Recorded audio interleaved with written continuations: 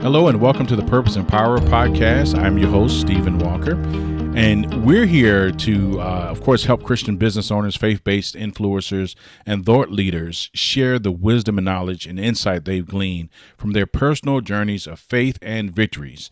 And one thing that we'd like to share is what they've learned on how to overcome struggles and challenges in their life. Now, our guest today is a very special guest, a really good friend of mine. We met through a coaching circle that I'm a part of, and her name is Kate Reed. She is a certified trauma-informed consultant, trainer, and coach with a master's in global health leadership. She partners with leaders and organizations globally to prevent burnout. So listen up. If you are a global leader, if you're a leader of an organization, listen up. You'll want to learn more about how you can contact her.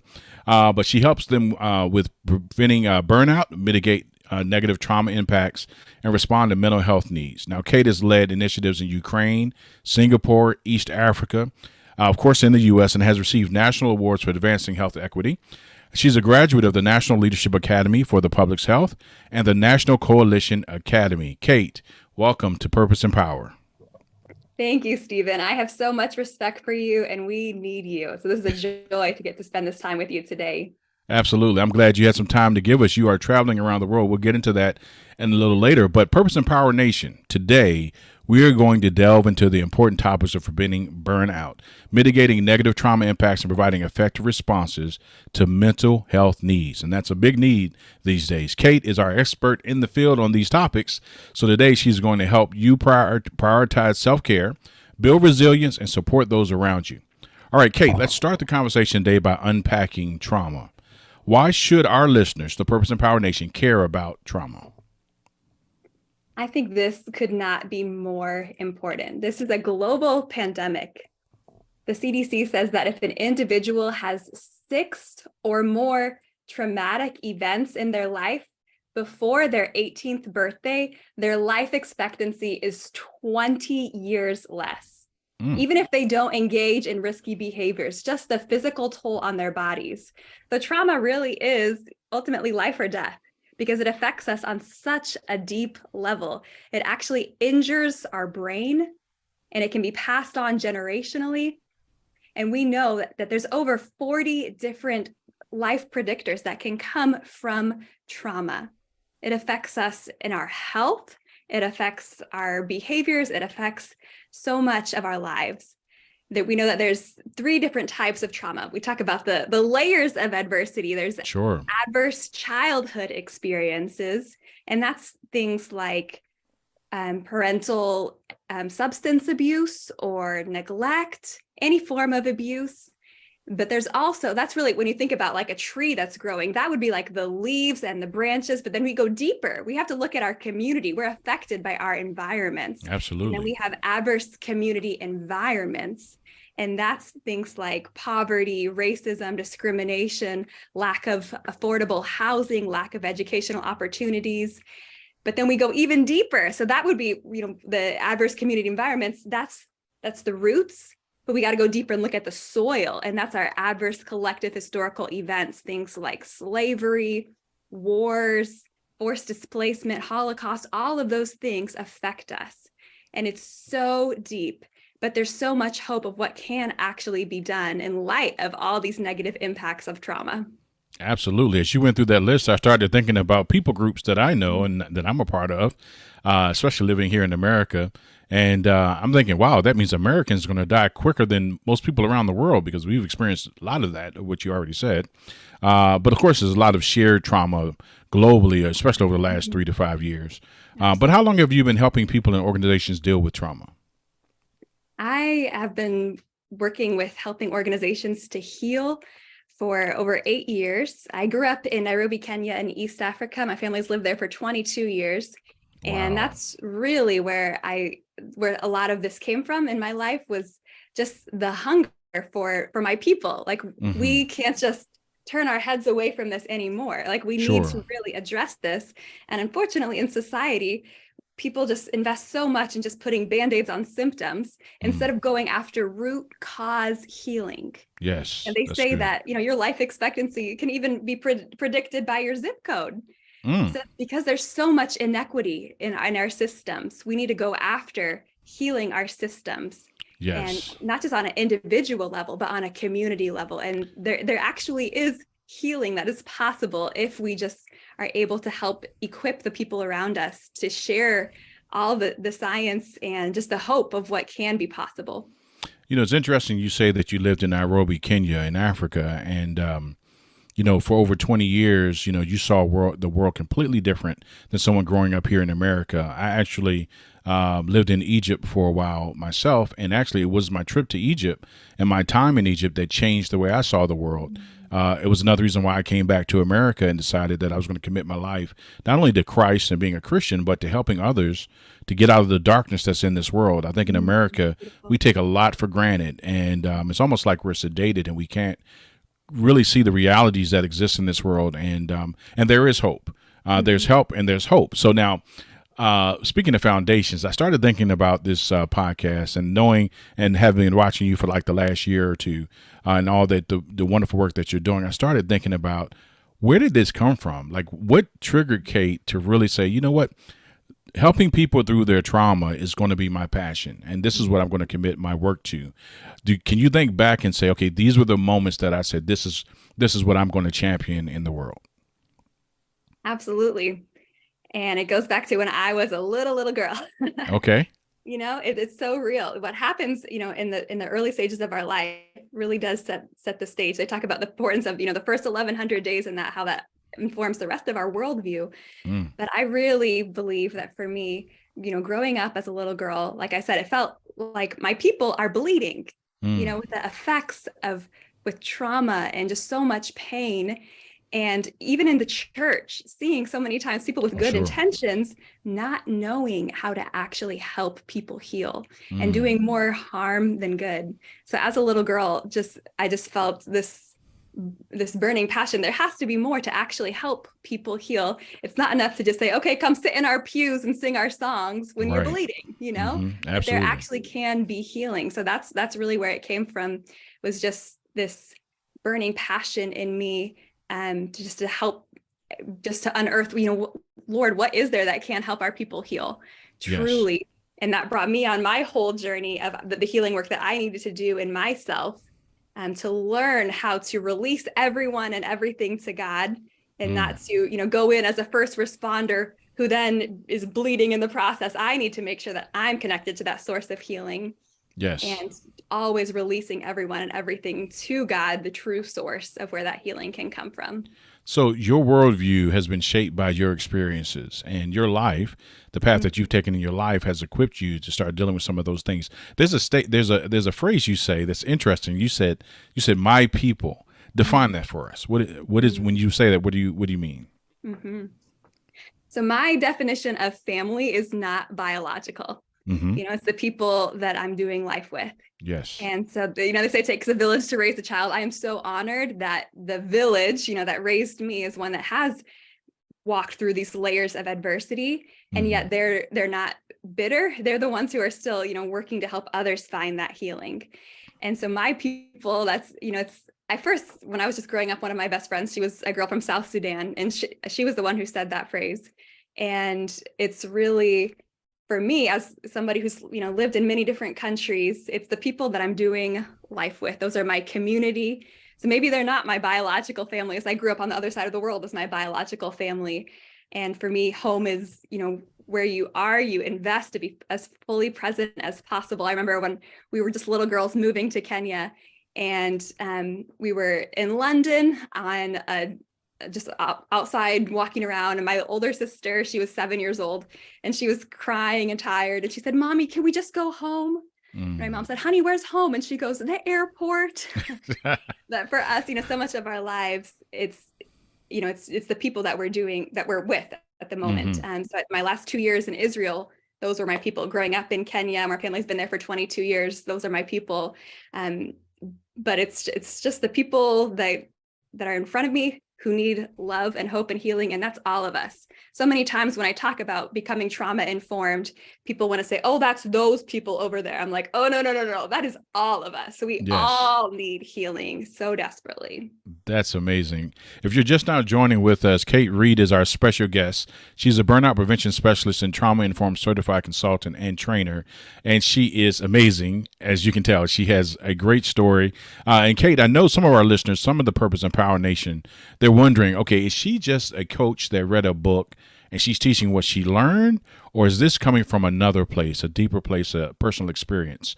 And you mentioned that there was some personal trauma in your life that you had to learn to work through. And I think when you're getting coached, or when you're the head of an organization and you need someone to come in to deal with real trauma issues, you really want to know who that person is, not what they're going to teach, because anyone can teach from a book, but there's a certain passion that comes from experience and wisdom that's gleaned from that. Is there something that you can share with us, not to put you on the spot, but to put you on the spot?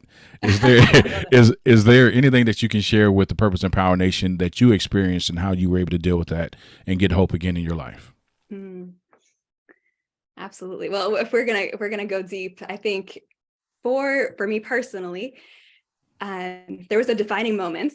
I was like a 6-year-old girl on the school bus, and I just remember, like, driving to school, we would always, drive through the slums, and we have, in Kenya, we have a lot of what we call mob justice. And that's where, because of the lack of justice in the justice system, people don't trust the police or the justice system. So they take matters into their own hands. One person yells thief, and then there's a crowd.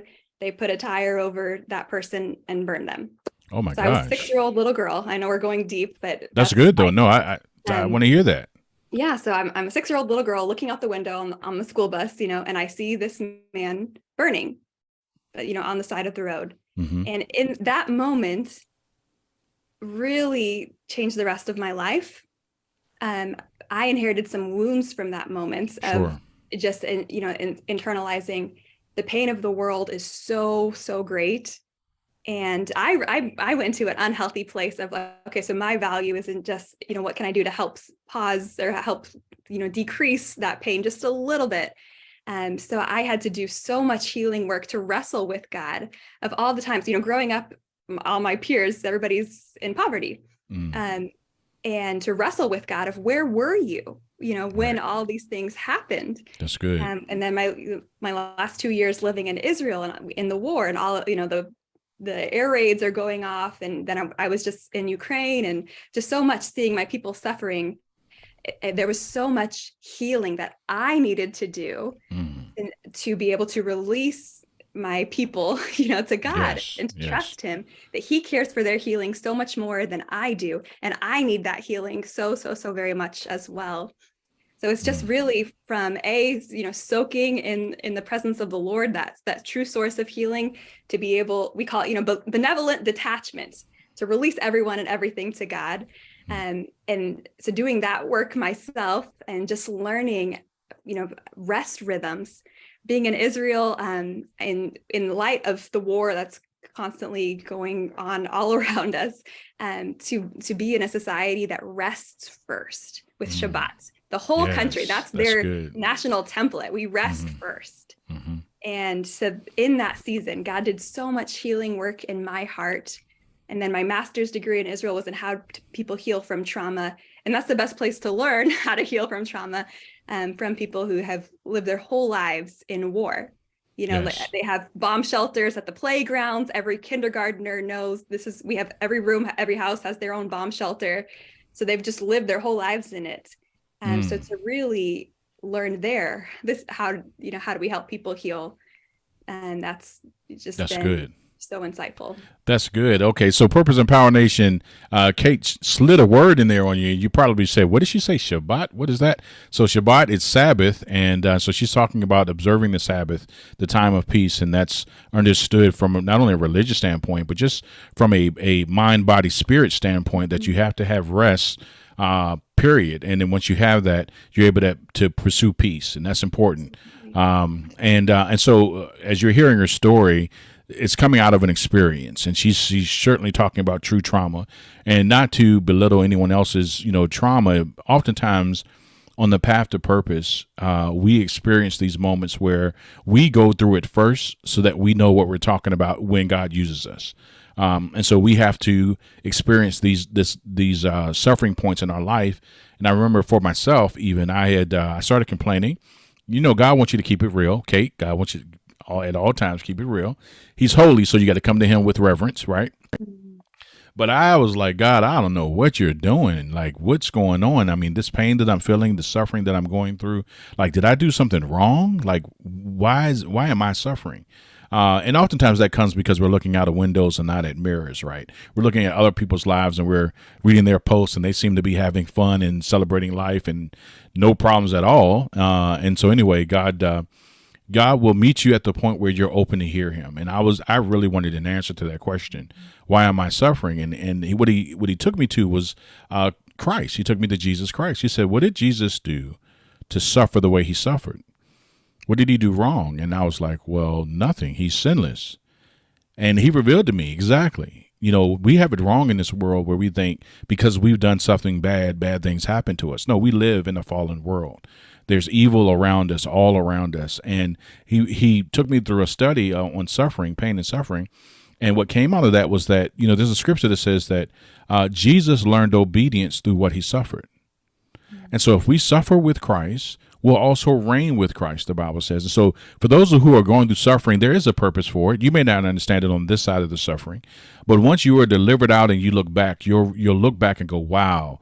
So that's what that was. It was training for my path to purpose. And so if God brings you to it, He'll bring you through it. And so I'm excited to have Kate with us today. She's certainly an expert in this. She's experienced it. She's learned it. She has these master's degrees. She has to put those to work because that costs money, people. So she's got to be able to get a return on that investment. But then the return on that investment is giving hope to other people. Now, after hearing about the negative impacts of trauma all around the world, what gives you hope, Kate? Absolutely. Such a great question.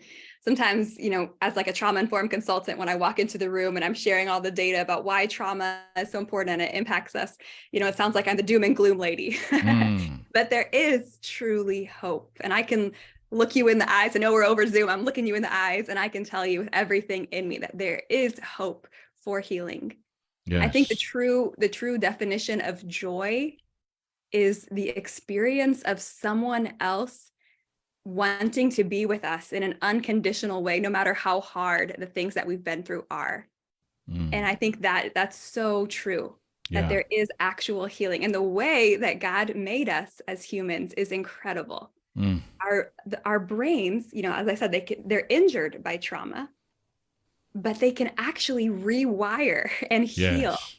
And the science of that is incredible. But just, simply put, how does that happen? In one sentence, it's healthy, healing relationships with safe people. It's community. And so many times community care is needed even more than self-care. I used to work with substance abuse prevention and in alternative schools. And I would ask, these high schoolers who were removed from their schools for behavior issues or attendance issues, I'd ask, how did you get started on drugs? And almost always they'd say, because I didn't have, you can't tell nobody nothing. They didn't have that safe place person. And so that, trauma is the ultimate gateway drug. Trauma is the ultimate social determinant of health, And so if we can really help people heal, and how do we do that? It's by being safe place people and creating space for them. So many times when someone's suffering, it makes us uncomfortable. And so people, throw all these phrases out that are not helpful. Things like, oh, God doesn't give you more than you can handle. Or, just try to put up this stop sign on your suffering. But no, we need to create space for it. Grief can't be healed until it's witnessed, somebody else being with us in those hard things. So I teach people, how do we do healing listening to create space for people? How do we regulate our bodies so that we can be, fully connected to God, to others, and ourselves before and after being with someone in their time of toxic stress? How do we actually do that release? How do we really be able to respond in a way that's helpful and not re-traumatizing for them, as we do so many times? So it's so important. Yeah. You bring up a really good point, because if you have been given the honor of being in someone's life when they're experiencing trauma or have come out of trauma, and they trust you, that is huge. I mean, God can use that love and that trust to put them on the path to healing. And like you said, a community that is mindful that this is a part of why I'm in relationship can be used in that way. And I think it's I explain it this way, that if the room is dark, and you have a room full of people and the room is completely dark, and you come in and you light a little match, everyone in the room can see that light. Mm. And it may be a tiny little match, but that little light that you have is enough for those who are hurting to see it. And I think that when you come into an environment where people are hurting, just share the light you have. Don't be anything different than who you are, and share what you have, because it's so much more than what they already have. And they're looking for hope. They're looking for help. They're looking for love. And you can have the ministry of presence, just be there.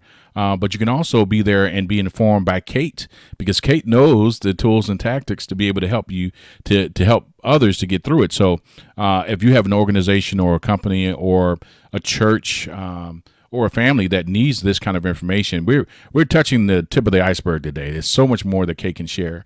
We want her to share, but I do want you to kind of go through, as you're doing your work, and as you're impacting your people, what are a few of the challenges and barriers that you've seen that have prevented people that you work with from moving from trauma to hope? Great question. I think, in today's world, one good thing that came out of COVID was that there is more of like this awakening that mental health matters, Yes, absolutely. and and it's starting to push down on some of that stigma that was previously so strong in terms of reaching out for more mental health supports, and really, allowing ourselves to be human, to create, that permission to be affected by the hard things that we go through. But sadly, there's still, trauma is becoming this buzzword, but really people are not yet understanding, the true value of investing and helping people heal. And so I'm always asking people, what is the cost of not becoming trauma informed? Wow. We have so many church leaders who are having suicidal ideation, because they don't have that space to be able to process their hard things. And we have so many church leaders who are having burnout across, not just in the faith-based world, any sector you talk to. Burnout is such a huge thing right now. They call it the global great resignation, Sure. just everybody's just quitting because it's just too much. So the cost of trauma, for the United States, they say that the annual cost to the U.S. in lost productivity and healthcare attributable to adverse childhood experiences is $748 billion. Okay, so Kate, I am going to push back on that, because to be able to even quantify something like that, I know, because they're human, they probably missed that by a mile. It's probably way higher than that. Yeah. I'm with you. Yeah. It's, and like when I present with organizations, I can, share with them about the impact of becoming trauma informed and what that does for decreasing turnover, increasing productivity. If we can become known for how we treat our people, if we can create cultures that are healing, it's so much more effective. It's not just like a one-time seminar. Okay, now I'm trauma informed. No, it's culture. It's transformation to actually, it's a different life way. So you make me think about, let's just say I have an organization and I have 100 people on staff, and pre-COVID we were flying. We had a great healthy environment. The management cared about the employees. We had just, our productivity was through the roof year over year. Our revenue was up. I mean, everything was firing on all cylinders. And after COVID, we're seeing, people are quitting. People are lethargic. They're not working to the top of their performance levels. We have issues with, the staff, interdepartment fights, like all of the issues that come out of trauma, right? So what I'm viewing is my staff is now coming in with like huge rocks on their backs. some with multiple rocks, and they're weighted over, and they're dragging in, and they're just going through the motions. They're doing the minimum so that they don't get fired, but they're not giving more than that. And I know that a lot of it has to do with trauma. It has to do with the way their life has been impacted by COVID and deaths and the war around the world, the wars around the world, and things that are happening that are affecting their family and their finances.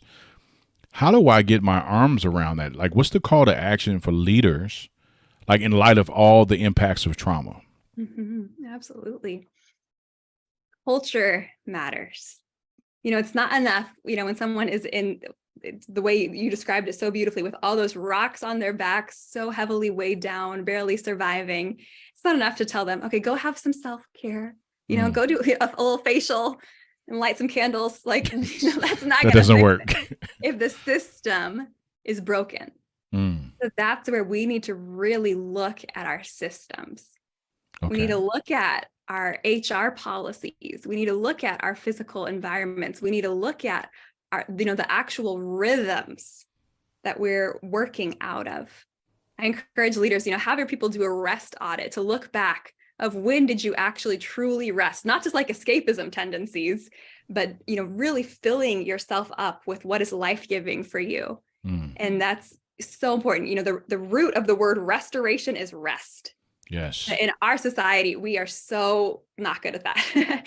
And so it's really like an act of defiance, almost, like, to be a person who chooses to prioritize rest. Rest is passive. It's active, not passive. It's not just going to happen. So we need, as leaders, we need to fiercely model that for our people, to give them that permission to be human and to rest is so important. So I'm a creative. So part of, as you speak, I'm seeing, like, my company, my organization was a really strong tree, and we were growing tall. And what you're saying about rest is, I'm chopping, at the base of this tree, just doing what I can do, and it's not fixing it. It's actually hurting my organization. Things like, I know, mental health is a big deal in the companies, and we should care for our employees. Why don't we do a mental health day? And just, have a speaker come in and talk about a couple tactics, and that should be enough to fix everything that's wrong in our company. Another chop at the base of this tree, right? So the people, they get this rah-rah, but, they get inspiration, but no transformation, right? Yes. Say it again. And that's exactly right. And that's, I think, as leaders, you don't know what you don't know. And hopefully Purpose Empower Nation, if you're a business owner, head of organization, or in an organization or company that needs to hear this, you'll send this link to them so they can hear it. And really, I want you to hear Kate's heart and my heart. We want to help you help your people. Why? Because your people are our people. Like Kate says, my people. She's taking ownership of those who need help, and those who need help are in your company. They're in your organization, and we can come and be a part of that. She can certainly give you more than a one-day workshop, which is nothing. That's like putting a Band-Aid on a gaping wound. It's not going to work. It's not going to heal. But speaking about changing the culture, how do you change the culture? You do that over time, and you do that intentionally, and you do it with participation and unity across the board, from the C-suite down to the new employees, right? So she certainly can help you with that. Kate Reed is our guest today. As I said before, if you're just now joining us, Kate is a burnout prevention specialist. Think about that. Like, just don't let yourself hear those words and go, oh, well, that's nice. No, a burnout prevention specialist. That's amazing, and that's needed. She's also a trauma-informed certified consultant and trainer, and she wants to help you. She wants to help your organization. So make sure you get your pen and paper ready to write down her information at the end. She'll be sharing how you can get in contact with her and how she can come and help you help your people. So let's go into global thoughts here. Let's talk about this, because I was so amazed when you told me that you were going to Ukraine. You recently came back from Ukraine, doing trainings there to heal trauma. And I remember when you said that you were doing that, my first thought, and this the God's honest truth, my first thought was, I will stop everything I'm doing and I will join you in Ukraine. Like, I had my passport, I had everything ready. I was serious. If you said, I'm looking for a team, Stephen, can you spend 3 months? Absolutely. I would have dropped everything to go, because we know what's going on over there, and we know they need help. And they need what you're offering around the world. But anyway, you're freshly back from Ukraine and traveling the world. Tell us about your experience there. Well, God. It's the only way. Again, he is the true source of hope and healing. Like that shouldn't be possible, in light of such a devastating war.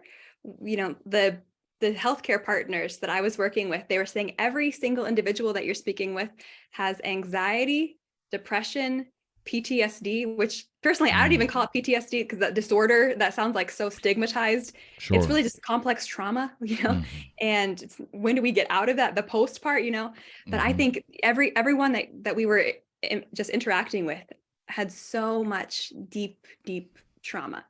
Yeah. But they're humans, and it was just incredible to see that the hope and healing that was actually possible. So we created a curriculum called Connect to Heal, and it was a train the trainer approach. And we used a model from Africa.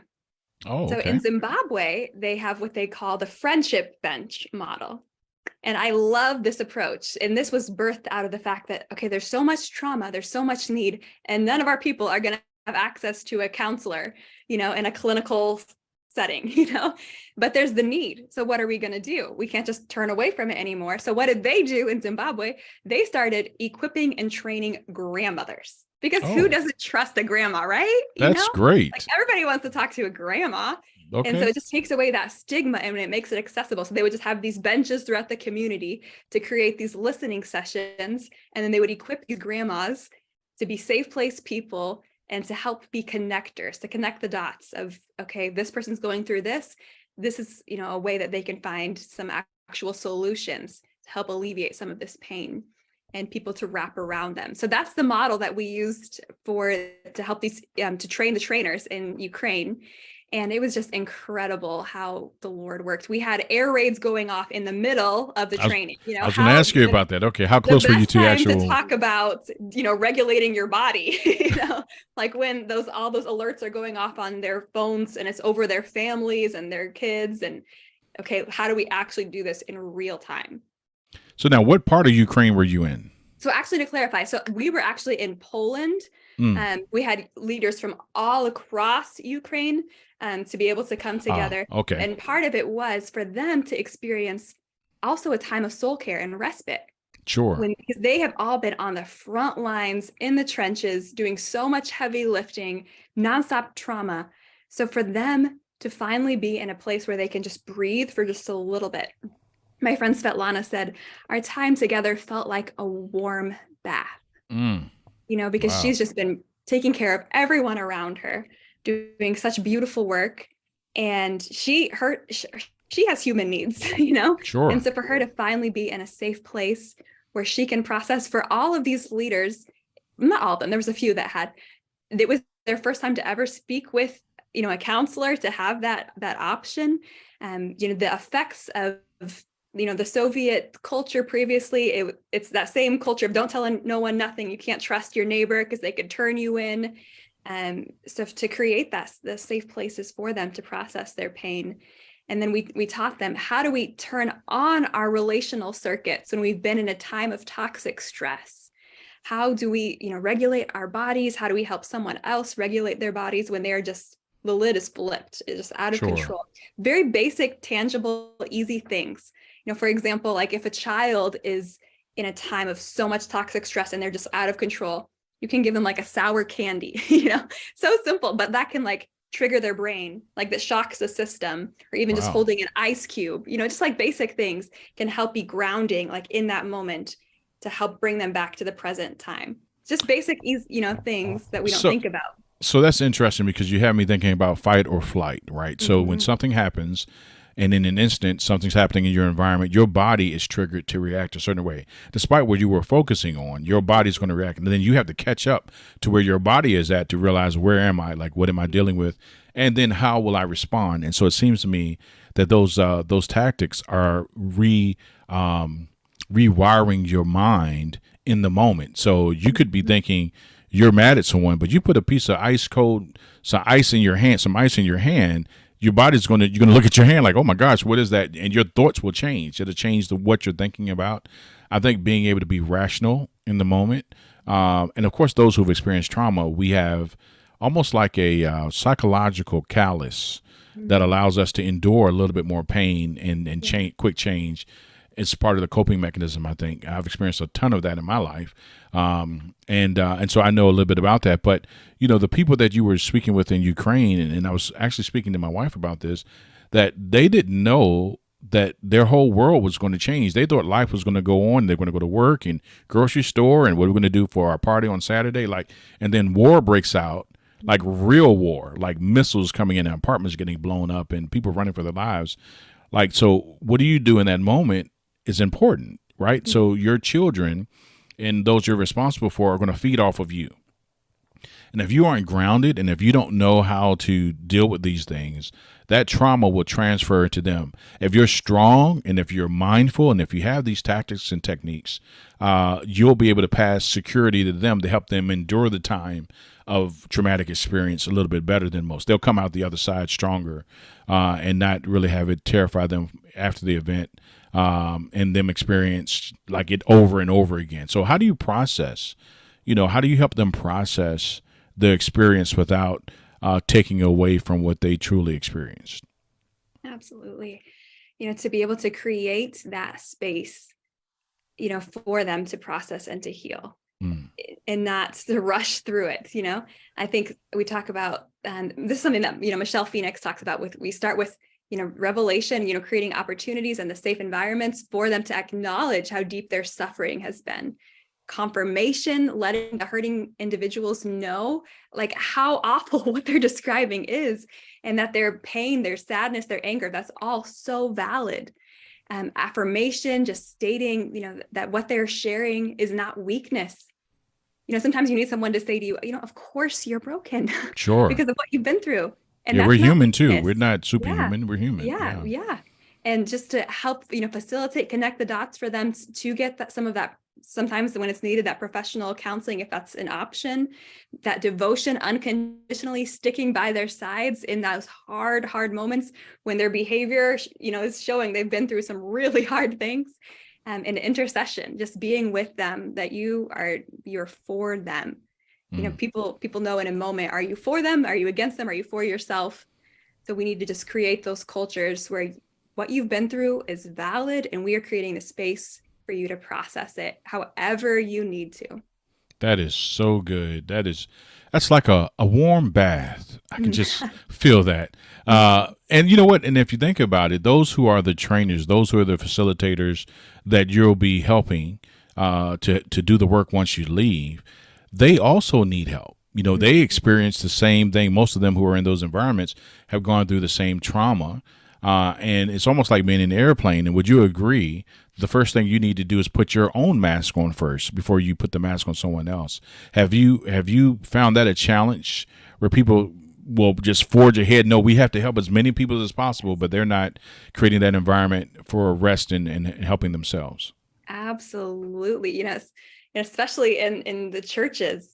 That's so common. Again, like I'm talking with missionaries and their suicidal ideation. I'm talking with, church pastors, because they're just focused on all of the needs around them that are so valid. Yes. And it's such an, the urgency is so huge, and it is life or death. So for them, to help, we'd teach them what we call the Emmanuel approach. Oh, and this okay. is I would encourage listeners to check out Table and Well Co. They have a podcast also. But what they do. Wait a second. Say that name again for me. Table and Well Co. And they teach, this Emmanuel approach. And it's very, easy, accessible, and it's just creating that turning on our relational circuits to connect with Emmanuel for that healing. And then you just listen and you hear these 5 things from him, and you just create that space to hear whatever Emmanuel says to you with these 5 things. So the first one is Emmanuel saying to you, I see you. I hear you. I know how hard this is for you. I can do something about it. And it is my joy to be with you in this. Wow. So I'm smiling because, of course, Purpose and Power Nation, you don't know what goes on behind the scenes, but I sent a message to Kate and I said, I can't wait to see what God does with this podcast. I knew it was going to be special.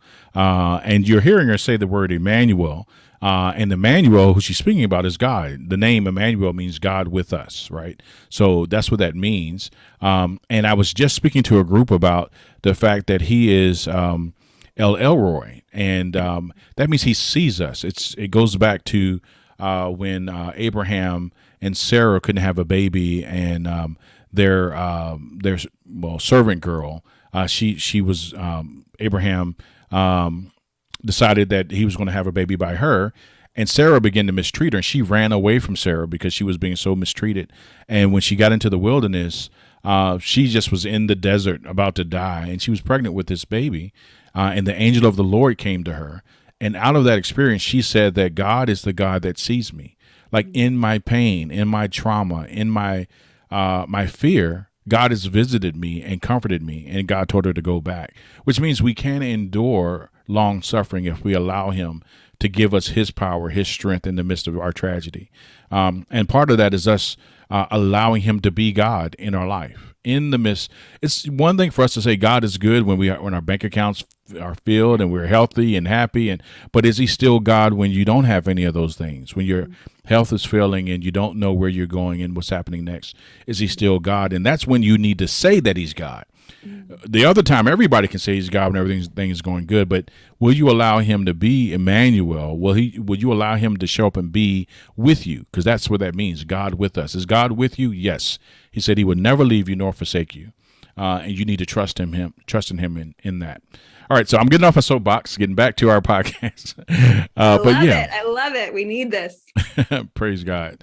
And so I think that, that's what God is, one of the things you think about it, he knows all things, right? So he's omniscient. He knew COVID was going to happen. He knew all these people were going to die. He knew that the world was going to change after this. He knew there would be people that would come out of this trial in this season needing him more than ever. And so now, and of course, you being one of his children, he's sending us out to be the lights in the darkness. And Purpose and Power Nation, I want you to be encouraged by Kate Reed. She's not alone, and you're not alone. And God has an answer for your trauma, and it is hope. Hope, there is hope, and that hope is found through God and his power. As a matter of fact, write down the word hope, H-O-P-E. I'll give you an acronym for that. And the acronym for hope is helping out people everywhere. Helping out people everywhere. And when you're others focused, then you can be a light. And that's all it takes, is to care more about those in front of you than yourself, right? So now let's go ahead and talk about these organizations that are dealing with trauma, and they're looking and they want to become more trauma informed. They want to help prevent burnout. They want to decrease the negative impacts of trauma in their organizations and in their companies. And the best of them want to equip their people, not just inform, but equip their people to respond to the mental health needs of those that they love and of those they work with and those they lead. So now, how can they partner with you to do that? Mm-hmm. I think it's so important, that we're engaging the whole brain in this process. The left brain is the logic side, the right brain is the relational side. So we need to do this in community. Like you said, it's not enough to just do a one-time information transfer. It's a culture, it's systems of support. So I would love to join hands with an individual who is seeking to help their organization become healthy. An individual who wants to become an emotionally healthy leader who can liberate others and to multiply that health to those around them. So individuals can reach out to me. Again, my name is Kate Reed, and my email address is kate@highline-ldg.com, kate@highline-ldg.com. I love to connect with individuals on LinkedIn and Instagram. I am continually sharing more resources for groups to, free resources that are not mine even, just to help connect the dots. There's so much available that we just need to be aware of. And we have a healing leaders group coaching cohort that I would love individuals to reach out to, and we can get you plugged in there. But again, just to walk alongside an organization to really help the culture become healing, to be known for how they treat their people. Well, as you know, and you may not know, but as you should know, this month is Mental Health Awareness Month. So this is a great time to reach out to Kate to get together this plan for your organization. She is a burnout prevention specialist, trauma-informed certified consultant, and trainer. And Kate, I just want to, as we're ending here, I want to make sure that the Purpose and Power Nation understands this, that this is not a one and done thing. It didn't happen in 1 hour. It can't be fixed in 1 hour, right? And so can you give them a feel for what type of partnering you're talking about? Is that having you come in for a 1-day workshop, or is this something that we could, if I need it, want to have you come in over a period of months or maybe even years with the organization? Mm-hmm. Both. They say local problems require local solutions. So we need to start with that posture first of listening. So with any organization that I would work with, I would want to do just like an audit. Let's just start with, how are your people feeling about how they're being treated? And then we can create a tailored program based on some of just these frequent, leadership holes and gaps and what your people are experiencing. So after we collect that data, we want to be, data driven for sure. Then we can know, are we busy or are we effective? So we would then create a tailored approach for your organization.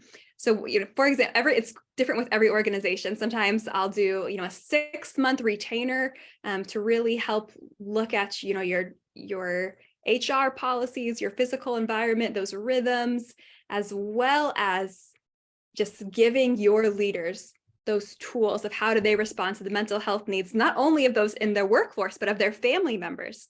I just spoke at an event. There was 1,000 people, and I had 4 workshops. I asked every single time.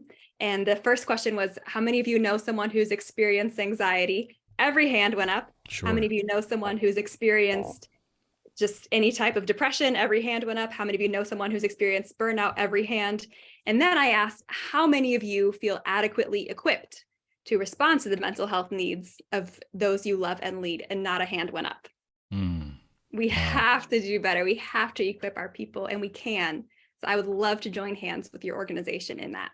Wow. And oftentimes you can get things done quicker when you invite someone from the outside to come in to speak to your people, because they can see clearly what you can't see because you're also involved in what's happening in your organization. So that's when you want to reach out to someone like Kate Reed. Our guest today has been Kate Reed with Highline Leadership Development Group. Kate is a trauma-informed speaker, consultant, and coach, equipping leaders to transform cultures and systems to prevent burnout. Thanks, Kate, for sharing such awesome wisdom and amazing insight with our audience. Thank you. You're welcome. We definitely have to have you back, and we will. Purpose and Power Nation, I've included a page in the show notes that features opportunities to partner with Kate Reed to help multiply healthy leaders and develop healthy cultures across your sphere of influence. You can find her on LinkedIn at linkedin.com/IN/Kate Reed, and that's KATEREED 0202. That's linkedin.com/IN/Kate Reed 0202. Well, that does it for us here at the Purpose and Power Podcast. I am your host, Stephen Walker. I'm glad you joined with us today. Hopefully you got some things that will help you be better in your life and help others to get the healing they need. We are here for you, and our aim is to inspire and empower you to stay strong in faith while pursuing God's purpose, power, and plan for your life.